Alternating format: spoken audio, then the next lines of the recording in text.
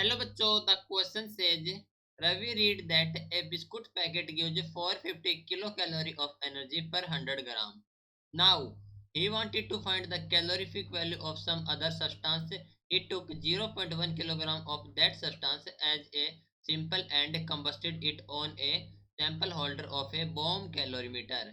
Because of this, the temperature of 1 kilogram of ice present in the external chamber rose from 0 degrees Celsius to 50 degrees Celsius.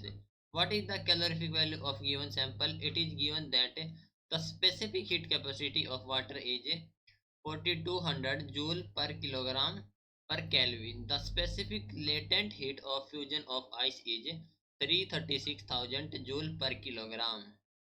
तो question में कहा गया है कि Ravi read करता है एक बिस्कुट पैकेट को जहां पर गिवन है 450 kilo calorie of energy per 100 gram. Now he wanted to find the calorific value of some other substance and he took 0.1 kilogram of that substance as a sample और combusted it on a sample holder of bomb calorimeter. जिसके कारण क्या होगा, जो temperature of 1 kilogram of ice present in the external chamber rose from 0 degree Celsius to 50 degree Celsius. तो what is the calorific value of given sample? और given that है कि जो specific heat capacity of water है that is 4200 joule per kilogram per Kelvin and the specific heat latent heat है of fusion of ice is 336,000 joule per kilogram. So इस question के लिए हमारा की कॉन्सेप्ट यूज हो रहा है that is calorific value. Calorific value. So first of all हम देख लेते हैं कि हमारे पास से डेटा क्या दे रखा है इन क्वेश्चन. तो नाउ गिवन डाटा सबसे पहले है mass of substance. Mass of substance that is equal to M जो कि है 0.1 kilogram and change in temperature that is delta T है हमारे पास से 50 minus 0 which is given as 50 degree Celsius. Now specific heat capacity of water. Specific heat capacity of water that is given as 4200 joule kilogram inverse and latent heat, specific latent heat of fusion of ice LF which is given as 336,000 joule per kilogram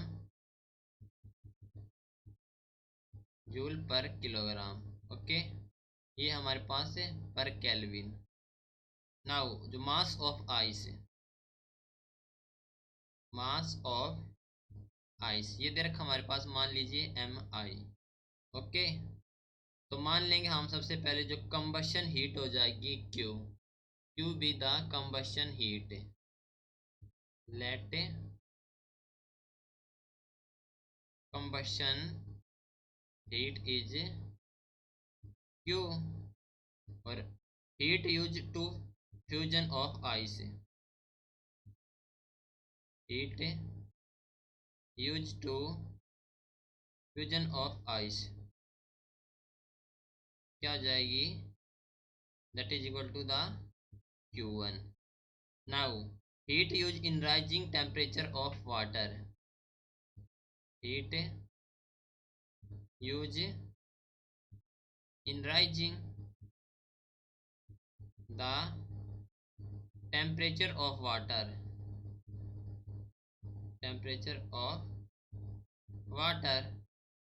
that is equal to the Q2. Clear. नहीं, हम find करेंगे calorific value. तो calculate करेंगे first of all combustion heat. So calculate combustion heat. Okay. So that is given as, यहाँ पर Q1 हो जाएगा heat use to fusion of ice. Heat used होगी to fusion of ice, that is Q1. Q1 is heat which is given as m of I, mass of ice, into L of F. ठीक है, L of F, that is the specific latent heat of fusion of ice, so which is equal to the 1 into 336,000. ओके, तो हमारे पास Q1 की value आ गई 336 joule, 336,000 joule. Okay, और the heat use to rise the temperature of water, heat use to rise temperature of water, that is equal to the Q2. Q2 हो जाएगा हमारे पास m of I into c into delta T. Okay, तो which is equal to the 1 into 4200 into delta T is 50, that is given as 210000 2,10,000. Okay joule. Okay, 2,10,000 joule. ये हो गया हमारे पास Q2, जो कंबशन हीट हो जाएगी हमारे पास से air combustion heat, which is given as Q is equal to Q1 plus Q2. तो ये हो जाएगी हमारे पास Q1 is 336,000 plus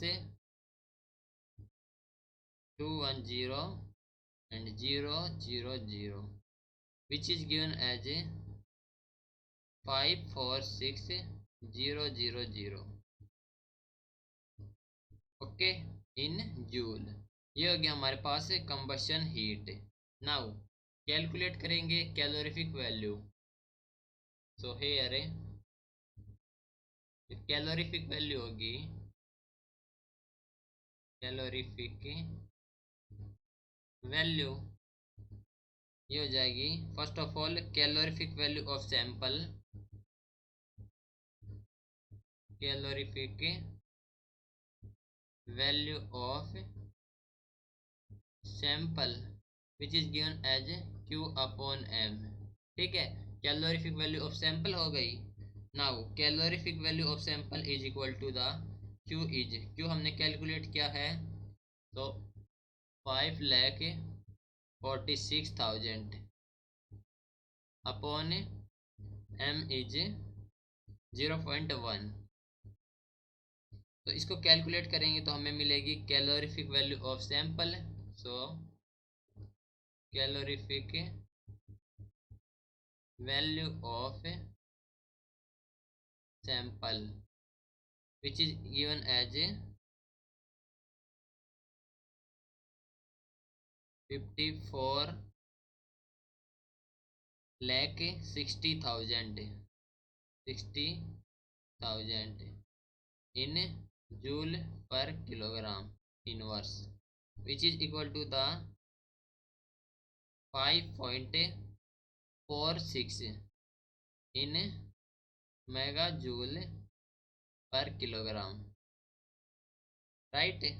That is the calorific value of given sample. So हम कह सकते हैं कि calorific value of given sample is given as 5.46 megajoule per kg. Okay, hope you understood it well. Best of luck. Thank you.